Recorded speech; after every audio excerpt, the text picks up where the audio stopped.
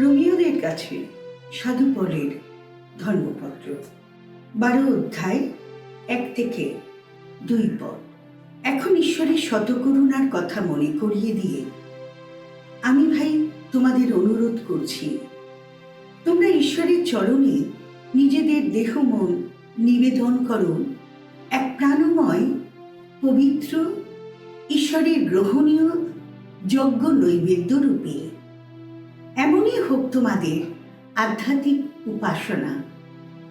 এই যুগধর্ম তোমরা যেন মেনে চলো না, বরং তোমাদের মনটা নবীন হয়ে উঠুক, তোমাদের সমস্ত সত্তার পরিবর্তন ঘটুক। তোমরা তবেই তো বিচার করতে পারবে ঈশ্বর কি চান, অর্থাৎ তার দৃষ্টিতে কি বা শ্রেয়, কি বা গ্রহণীয়, আর কি বা সম্পূর্ণ পবিত্র।